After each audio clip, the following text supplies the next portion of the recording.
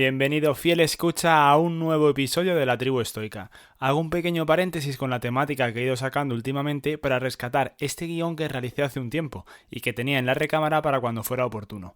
Sinceramente, ha sido el visionario de la película Oppenheimer la que me ha llevado a recordarlo y a pensar que quizás no fuera mala idea subirlo ahora por si hay gente que, a raíz de ver esa película, se pregunta cómo se genera la energía nuclear y si es segura su utilización.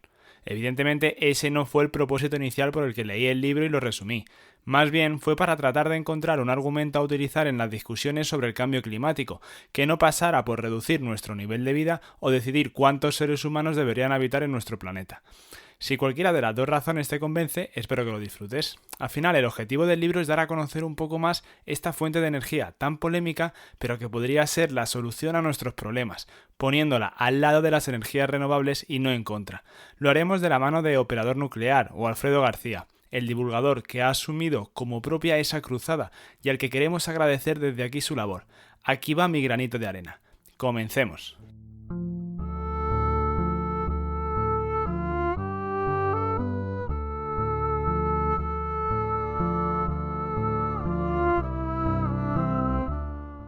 Empecemos por lo básico. La radioactividad es la transformación espontánea y gradual de un núcleo inestable en otro estable.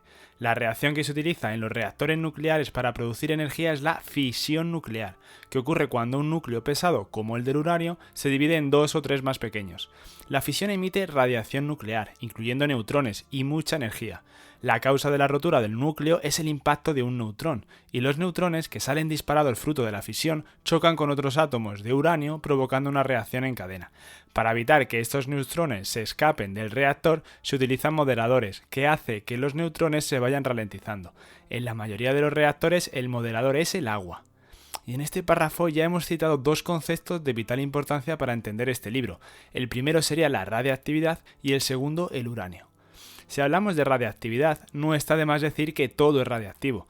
Los materiales radiactivos producen radiactividad, también llamada radiación ionizante, que es una radiación capaz de alterar las propiedades químicas de las moléculas, especialmente del ADN de nuestras células. De ahí que una alteración en el ADN pueda producir mutaciones que éstas a su vez puedan provocar el cáncer.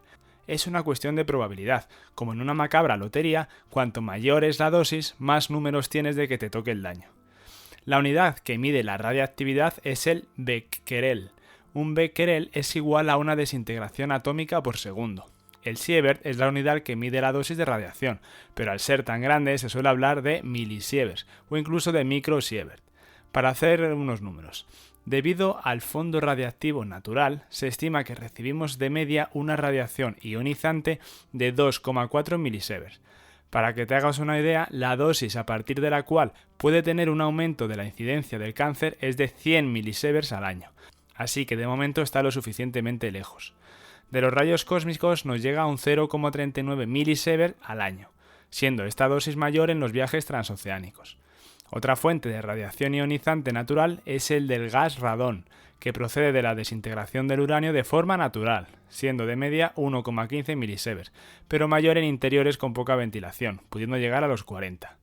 Recuerda cuando ventiles todas las mañanas que, aparte del aire viciado, también ventilas la radiación.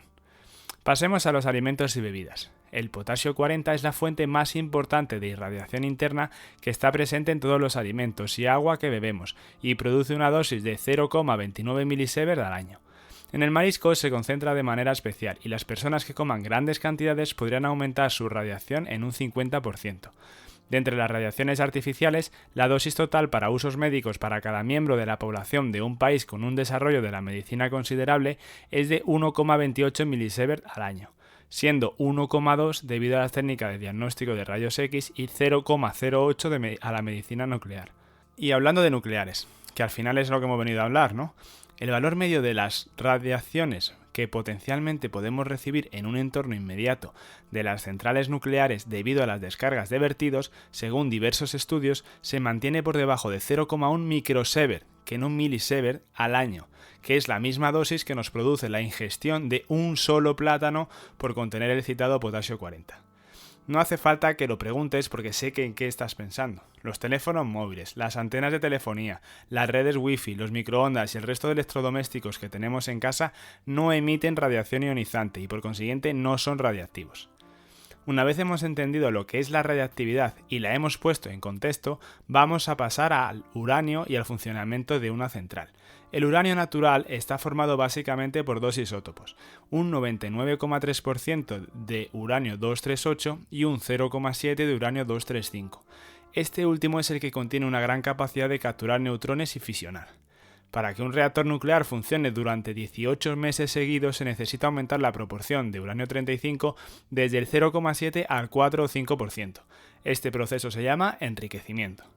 Para que te hagas una idea, el enriquecimiento necesario para que explote una bomba atómica es mayor del 90%, por lo que no hace falta decir que un reactor nuclear no está ni remotamente cerca de explotar como una bomba nuclear.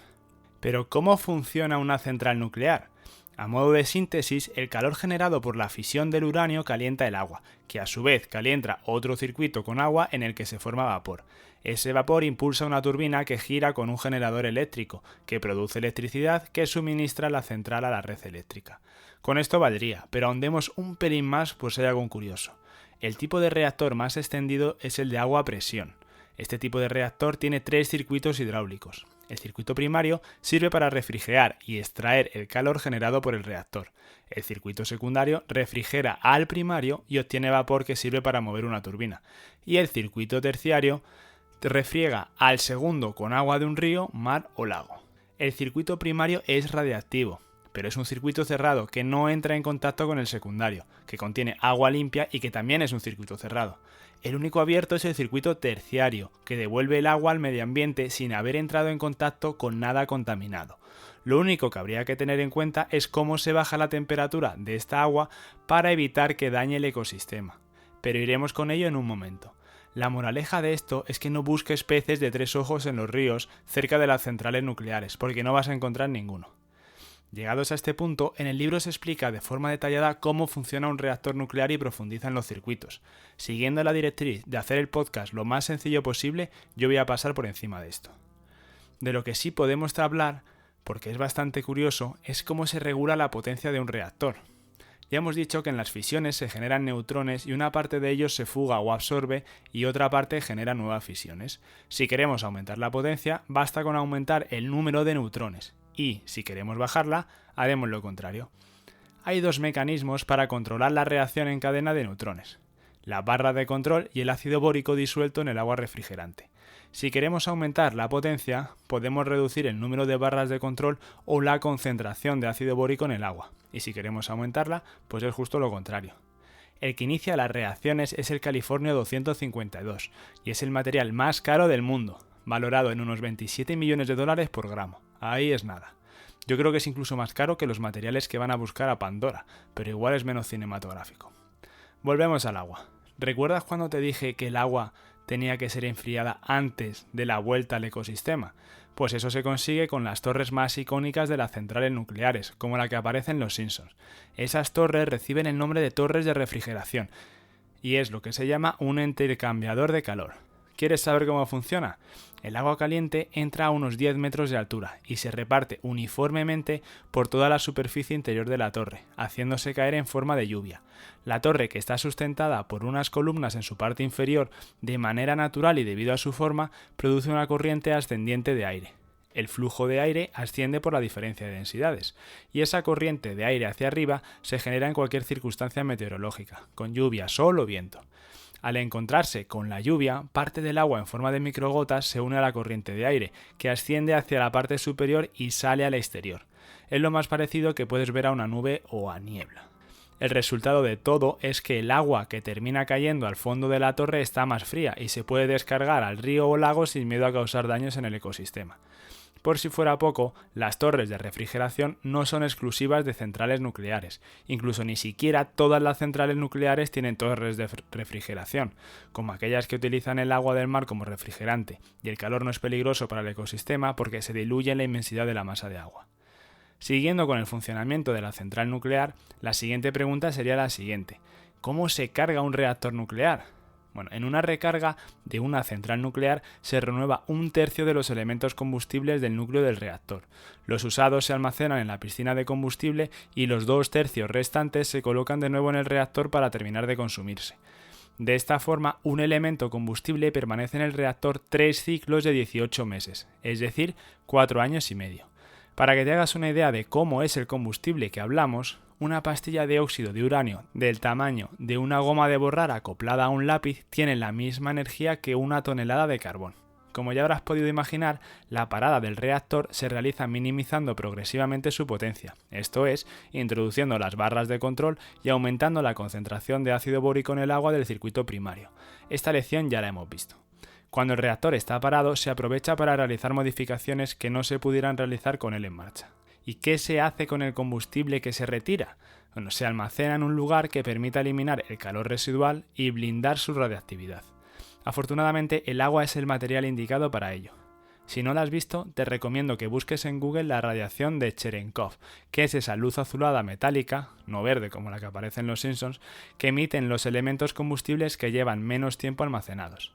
Esto se produce porque la radiación Cherenkov viaja más rápido que la luz. Oye, pausa dramática. ¿En serio este tío ha dicho que algo viaja más rápido que la luz? No tiene ni idea. Paro aquí y quito mi suscripción. Espera, quieto parado.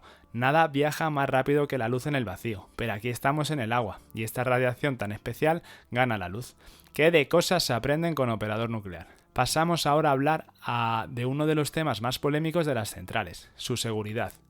A pesar de la impresión que puede tener la gente, las centrales nucleares son probablemente los lugares con los controles de seguridad más estrictos. Pero si esto es cierto, ¿cómo han podido ocurrir tantos accidentes? Bueno, pues profundicemos en ellos. El primer caso del que vamos a hablar quizás te sea desconocido. Es el de 3 Mile Island, en Pensilvania, Estados Unidos. Eran las 4 de la madrugada del 28 de marzo de 1979, cuando el reactor estaba funcionando al 97% de potencia. Un mal funcionamiento en el circuito secundario causó una parada automática de la turbina, pero no del reactor. En ese caso, se produjo el arranque de bombas de agua de alimentación auxiliar encargadas de llevar agua a los generadores de vapor que refrigeraban el reactor, pero por un error de alineamiento, las válvulas de aislamiento estaban cerradas. En consecuencia, los generadores de vapor se secaron y se produjo un aumento de temperatura y de presión en el circuito primario, lo que ocasionó una parada automática del reactor por alta presión. Ocurrieron luego una serie de pasos que alargarían demasiado los hechos, pero el resumen es el siguiente. El reactor se quedó seco y al no tener refrigeración se produjo la fusión parcial del núcleo, pero afortunadamente se mantuvo la integridad del edificio de contención, lo que evitó la dispersión de la contaminación radiactiva. ¿Cuáles fueron los efectos de este accidente? Después de un estudio de 18 años sobre las más de 30.000 personas que habitaban dentro de un radio de 8 kilómetros a la redonda donde se produjo el accidente, no se encontraron efectos inusuales sobre la salud, lo que obligó a acabar con el estudio. Ni siquiera estudios independientes encontraron nada. La experiencia de este accidente, como de los otros de los que iremos hablando, sirve para mejorar la seguridad del resto de centrales, evitando que pueda volver a ocurrir, convirtiendo al sistema integrado por las centrales nucleares en un sistema antifrágil. Si quieres ahondar algo más sobre este concepto, te recomiendo el capítulo dedicado a Taleb que encontrarás por el canal. Bueno, primer accidente gordo explicado. Pasemos al más cinematográfico. Hablemos de Chernóbil. Durante la madrugada del 26 de abril de 1986, tal y como estaba previsto, se inició una prueba con la que se pretendía comprobar la capacidad de enfriado del núcleo del reactor en caso de pérdida del suministro eléctrico exterior. Lo que ocurrió después lo puedes ver en la serie de HBO. Punto final. ¿En serio? ¿Eso es todo lo que voy a decir sobre el asunto? Que no, hombre, que no. Ahora hablaré algo más, pero fue un desarrollo de acontecimientos demasiado complejos para tratar de resumirlos aquí y que tengan sentido. El mismo Alfredo, el autor del libro, nos aprueba la serie, quitando un par de dramatismos propios del género, pero que a grandes rasgos nos es más que aceptable. Sin embargo, te tienes que quedar con la parte más importante del mensaje. Ese accidente es imposible que se vuelva a repetir. El reactor que sufrió el accidente del Chernóbil es un reactor del tipo RBMK. El diseño original de este tipo de reactores no tenía como objetivo principal la producción de energía eléctrica, que era su uso secundario, sino que se diseñó para la producción de plutonio para fabricar bombas atómicas. Los reactores RBMK se consideran intrínsecamente inseguros. Lo que esto quiere decir es que un aumento de potencia del reactor se traduce en un aumento de la temperatura que provoca a su vez un nuevo incremento de la potencia. Vamos, una retroalimentación positiva de toda la vida. Los reactores PWR, que son los más comunes en la actualidad, fueron diseñados y se utilizan exclusivamente para la generación de energía eléctrica. Estos tipos de reactores se consideran intrínsecamente seguros, es decir, la consecuencia de un aumento de la temperatura del reactor comporta una disminución de la potencia, lo que facilita su control y aumenta su seguridad. Por esto es por lo que es imposible que se vuelva a repetir un accidente de este tipo. Además, está absolutamente prohibido realizar pruebas que dejen fuera de funcionamiento los sistemas de seguridad de la central. También es diferente el tipo de edificio de las centrales RBMK, que es de tipo industrial, de los PWR, armados a conciencia para evitar fugas. Conclusión. Mírate el documental si tienes ocasión y estate tranquilo porque es técnicamente imposible que se repita. Por lo tanto, no es un argumento válido en contra de la energía nuclear. Pero bueno, ya que estamos hablando de apocalipsis, te digo como dato que el yodo 131 es probablemente el isótopo más temido durante un accidente nuclear y para el que existe una buena solución, las pastillas de yodo no radiactivo. Estas se fijan en las glándulas tiroides y evita que ocupe ese lugar el isótopo radiactivo. No se te olvide incluir esas pastillas en tu botiquín apocalíptico. Y que tampoco te asusten los titulares como que el periodo de desintegración del uranio 238 es de 4.500 millones de años, que es la edad de la Tierra. Cuanto más se tarda en decaer un isótopo, menos radiactivo es, y por lo tanto produce una dosis menor. Así que cuando escuches esas fechas mareantes, ten eso en cuenta. Para que te hagas una idea, a día de hoy se pueden hacer visitas a Chernóbil y las principales medidas de protección es la de evitar que entre en tu cuerpo ningún isótopo radiactivo, pero con dosis de radiación similares a las de cualquier lugar en la Tierra.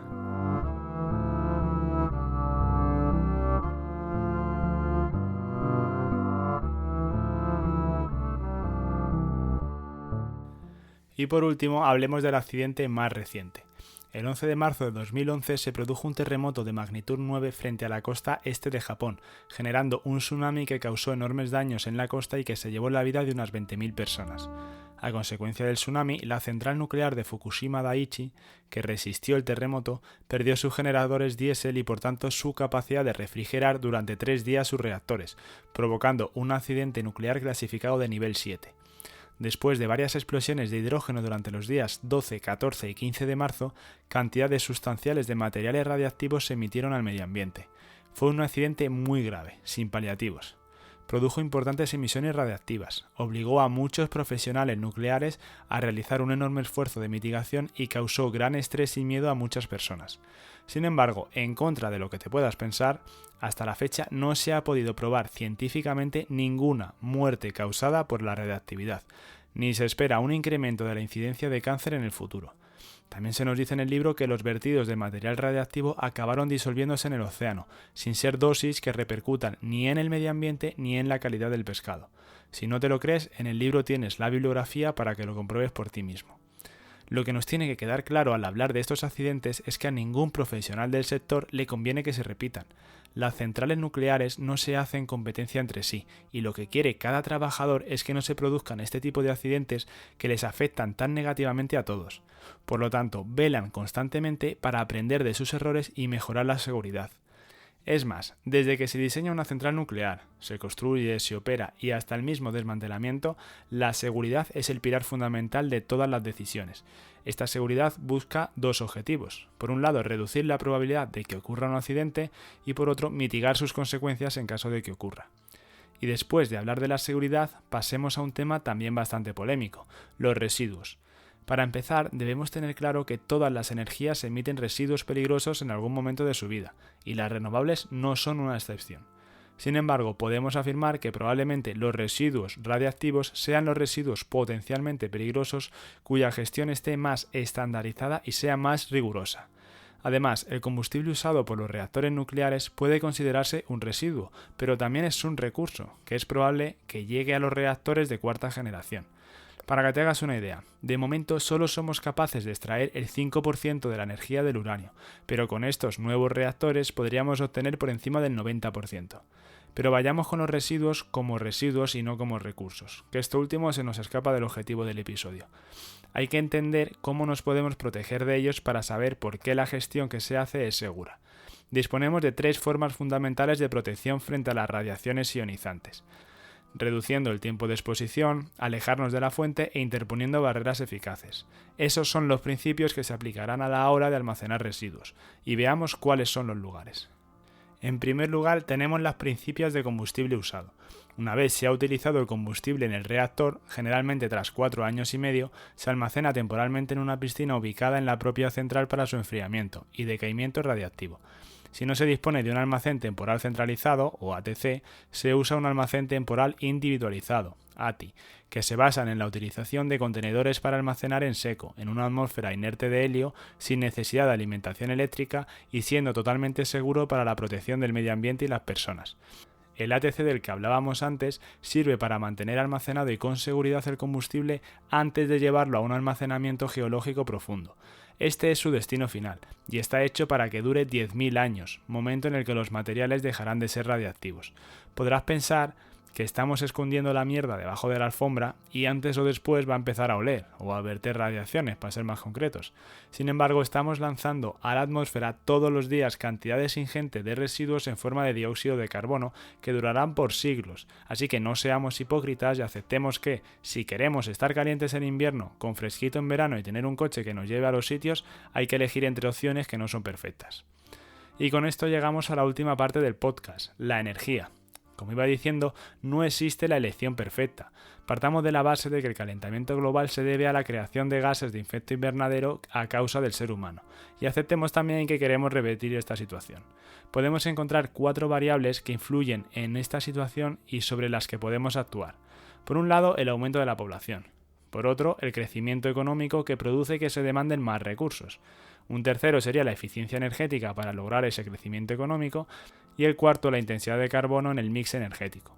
De esas 4 coincido con el autor en que podemos incidir en las 2 últimas. Al que alegue que somos demasiadas personas en la Tierra, le diría que predicara con el ejemplo y procediera él primero con su aniquilación personal. Al que no le guste el crecimiento económico, pues le diría que es fácil para el occidental medio venir ahora con que hay que comer guisantes ecológicos, usar pajitas de cartón y no comer vaca, o mejor gusanos. Sin embargo, dile al indio, al trabajador de Bangladesh o al nigeriano medio que aunque nosotros hayamos usado su petróleo y carbón como si no hubiera mañana para tener el nivel de vida del que ahora disfrutamos, ellos no pueden. Que hay que cuidar la tierra y además un pobre gasta menos, así que mejor quedarse con ese nivel de vida. Que lo he visto en un documental de Netflix mientras comía palomitas y eso es así.